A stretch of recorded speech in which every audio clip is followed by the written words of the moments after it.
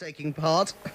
Will I be taking part? Yes. I've got the same excuse, unfortunately. I'd love to take part. I was one of those kind of 2,000 runners in the 80s. I'm probably getting a bit long in the tooth for it now. But we still have people finishing in, in their 70s. So it's being a half marathon with a couple of months training. It's open to most people, really. That's great, and I look forward to the event. Steve, thanks for speaking to the News Hour. That's a pleasure, Adam. Thank you. That's Steve Shatwell there, who's chairman of the Mansfield Road Race Committee, talking about the 2005 Mansfield Half Marathon that's to be run on Sunday, the 3rd of July. Many people are predicting it's set to be the biggest and best yet since the glory days of the 1980s, when the fields were well in excess of 1,000 runners.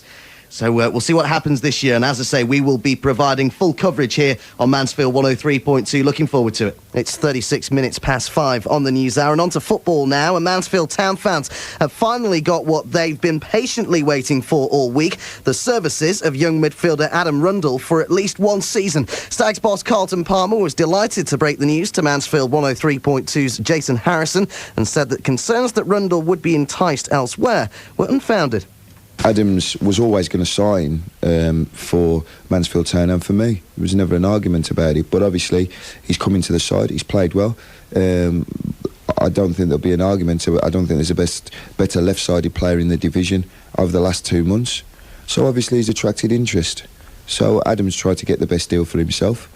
So the goalpost have moved a little bit. But I was adamant that whatever within reason and what I thought was fair that I would give to Adam, and that's the way I am. You repay the people who have done it for you. When did he finally put pen to paper? Yesterday. He signed a year and a year's option in our favour. Is this a key part of the jigsaw for next season for you? He's a very important part of what we're doing. He's raw, and that rawness gives you a little bit of the unexpected, which is exciting. He's strong, he's willing to learn, he works hard, and he's hungry. And those are the type of players I like. He's a talented boy, and I think he's only going to get better. He's going to get fitter, stronger, and so he'll get better. And if he can avoid injuries, I think he can definitely play a league or two higher. You mentioned that there were other sides after him. Are these sides that were higher up in the pecking order than Mansfield? Higher up in the pecking order and higher up in terms of money. But he made it clear to me from the onset that he didn't want to sign for anybody else. Another name that's been bandied around this week has been Chris Greenacre, but I understand that's pretty much a dead deal on your side now. Yeah, I mean, I spoke to Stoke about Chris, and they're undecided on what they're going to do with him, but in the meantime I spoke to his agent, and he's got a lot of clubs chasing him, and we've been in this position with Chris Greenacre before, or I was at Stockport, and I think his agent obviously wants to do the best by the boy, but he gets hoiked all around football clubs, so I'm not getting involved in that. If a player wants to come and play for you and you offer him decent money, then fine. If not, it's not, well, who's the highest bidder, this, that and the other. I want somebody who wants to come and play and score goals for us. But a striker is somebody that you'll be principally after during the summer? Well, I want to get as many players in as before the summer as I can do. I mean, my aim is to bring in 3 strikers. I want to bring at least one striker in who's got a proven track record of scoring at this level. And then I want to bring a couple of young strikers in who could possibly get you 10 or 12 goals for the season. If you get 4 strikers who will get you 60 goals, you're nearly there, aren't you? The News Hour. The News Hour. That was Mansfield 103.2's Jason Harrison there, talking to Mansfield Town manager Carlton Palmer earlier today. Some other local sport, and there will be no Central Midlands League Cup final for Teversall as they bowed out at the semi-final stage to Sandiacre Town. They lost 4-1 in the game played last night at Heanor Town. Sandiacre will now face Dunkirk at Alfreton Town's Impact Arena in May. But it's not the end of the season for the Tevy boys. They're still aiming for a top 3 place in the Supreme Division, which could lead to promotion into the Northern Counties East League for the first time in their history. We'll stay with football, and I'll just let you know that Hucknall Town are back in action today, looking for their 4th win in as many games. They're at Watnall Road this evening, 7:45 kick-off. They're playing Lancaster City, and Dean Barrick's men, with those 3 wins on the bounce, they now have again a very outside chance of making the playoffs. So if you can, get yourselves down there. Golf, and Mansfield's Oliver Wilson will resume his first round tomorrow morning after high winds brought an abrupt end to the opening day of the Johnny Walker Classic in Beijing. He was on level par after 4 holes when the weather intervened. Tonight, Greg Owen begins his attempt to win the latest US PGA Tour event, the Houston Open in Texas. Still lots more to come on the 103.2 News Hour. We're going to be looking ahead to St. George's Day, and also next we're going to be looking back at 100 years of history for Forest Town, and also the Mansfield Colliery, the Crown Farm Colliery, one of the most famous in Nottinghamshire. I've got 2 Forest Town historians in the studio with me now, Malcolm and Pauline Marples. We'll be speaking to them next. It's 5:41. It's time to visit the Future Windows New Cane Furniture Showroom, Hallam Way, Old Mill Lane Industrial Estate, for a complete range of quality suites, lamps and lounges in a choice of fabrics to complement your new conservatory. Free phone 0800 0747 004. Oh, B. Oh, J. B. J. B. Oh, J. B&J Carpets have been measuring up for years, and over the years they've got bigger and bigger, and now they're enormous, bringing you massive savings and great value on the most gigantic choice of carpets and vinyls you'll find in the Sutton area. Call in at Kirkby Road, Sutton in Ashfield, or give us a ring on Mansfield 517 667. B&J Carpets and Vinyls. What are you waiting for? Come and see us today and discover just how we measure up. Right then, red to red, black to black, and blue to bits. Oops. You could do more harm than good if you don't really know what you're doing. So call Pete Wilson Auto Electrics, the auto electric specialists on Mansfield 428899. Whether it's in their garage on Warsop Road or if they come to you with their mobile unit, Pete Wilson Auto Electrics can repair electrical problems, supply and fit alarms, immobilizers, in-car entertainment products, and fault find in ABS, airbags and engine management systems. They can also cut and program new chipped keys and reprogram original equipment remotes. Pete Wilson Auto Electrics. Call in on Warsop Road or call Mansfield 428899. Saturdays open till midday. They take some beating on plumbing and heating supplies. At Plumbing and Heating Supplies, the great deals are still raining down in our April showers. Because when you buy any bathroom suite or shower cubicle, you'll get a Bristol shower or basin mixer and bath filler absolutely free. Plumbing and Heating Supplies are open 7 days a week on the Broadway, Great Central Road, Mansfield. They take some beating on plumbing and heating supplies. 662255 Mansfield 662255.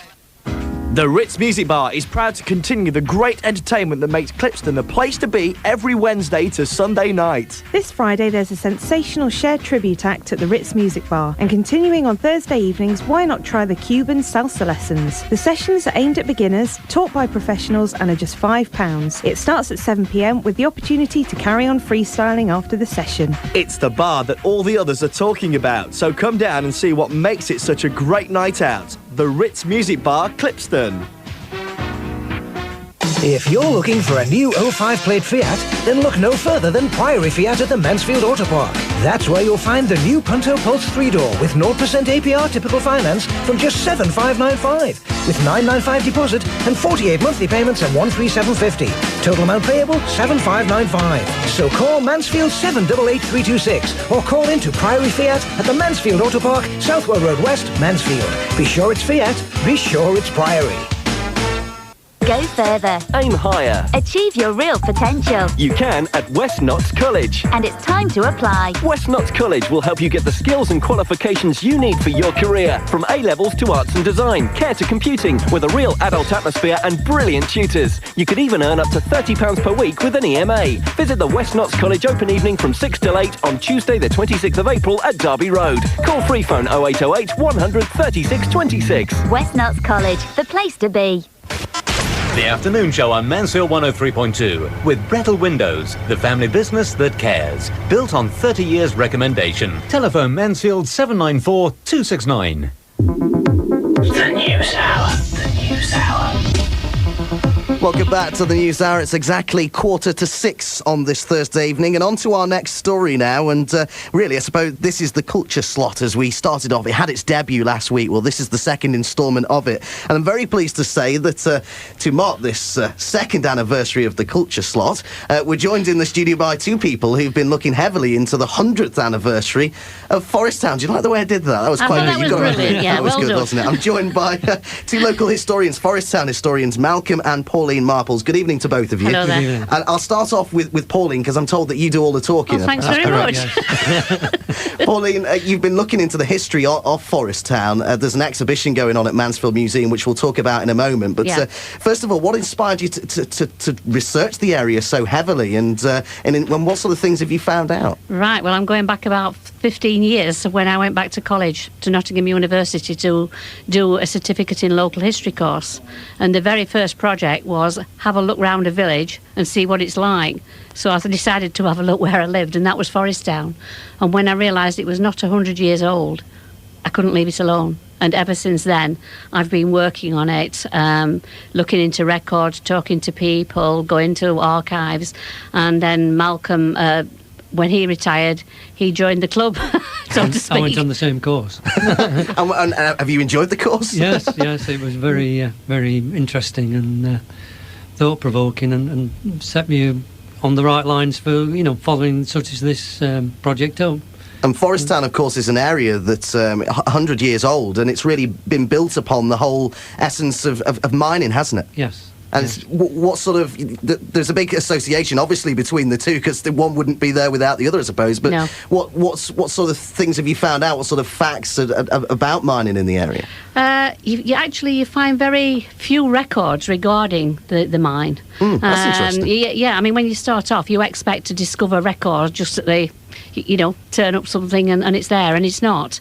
So there's a lot of delving, a lot of talking, looking in newspapers, going to the National Archives in London and discovering what you can. And you gradually piece it together. Because sadly, when a coal mine closes, they don't retain all the records. I think a lot of them are still down the pit. It's a very proud heritage, even if though. They weren't very there proud. Originally, they're down there now, I think. Yeah. But it's amazing what you can discover, and talking to people, and with it only being 100 years old. Yeah, you see. Not you. Thank you very much. People remember looking their... good on it. Hey, do you want me to talk or not? Sorry. You'll get people remember their fathers and their grandfathers starting work in the mines and coming to Mansfield Colliery, or lots of people call it Crowney. So you've got that oral history, which is very, very important, and is a good basis for a lot of things. And does that...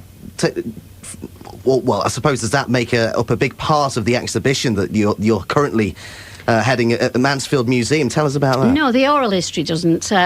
You'd need lots of tape recordings and various machines on that. But the exhibition on Mansfield Colliery, and the reason we've done that is because it's 100 years in May since they found coal. So then your colliery had got a future, and Forest Town had got a future, and everything gradually grew from there.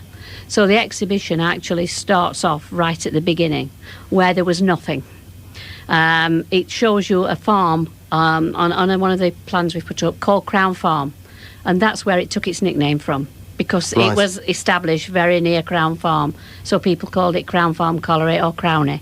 And that's, as I say, that's where it took its name from, and it just gradually built up. And Malcolm, that exhibition at Mansfield Museum isn't the only one that you two are involved in. No, we've got smaller ones at both Forest Town Library and at Mansfield Woodhouse Library. Have they been well attended? Is there a lot of interest being generated? I get the feeling there is. Yes. What sort of people do you get? People of all sorts of ages coming in and wanting to know about it? Well, I think so. Obviously, the children are interested, because the younger ones have not been involved or know the area as a colliery area. Well, I think Pauline had an instance where some school children they'd never seen coal. Yeah. Which seems quite strange in an area like this, but being quite young, all the collieries had closed, and it's a bit of an eye opener when you hear that. But the other aspect of it is somebody commented this afternoon that their mining colleagues have been down and how much they'd enjoyed seeing it, because it is Mansfield Colliery, but of course it's typical of all collieries. In some respects they're all the same, but in other respects every colliery was different. So there is quite an interest from the miners. And we've got a visitors book, and one of them refers to, all the good memories, but also there's some bad ones. So it does bring all the memories back. Well, good luck with it all. We'll have to wrap it up there, but it's been great to have you in. And I should say, just before you go, that it's doubly amazing all this work you've done, because you're not even from this area, are you? No, we're from Rotherham. You came here for 5 years and stayed for how many? Well, it's 28 now, yes. 28. And we're told we're nearly accepted. And the exhibition's on right through till the beginning of June. Oh, you got the plug-in. Definitely.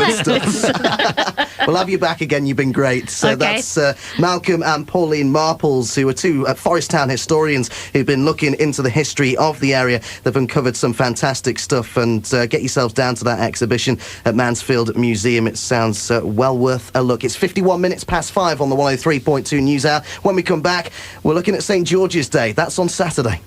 The massive Blue Cross clearance is on now at your Co-op department store with up to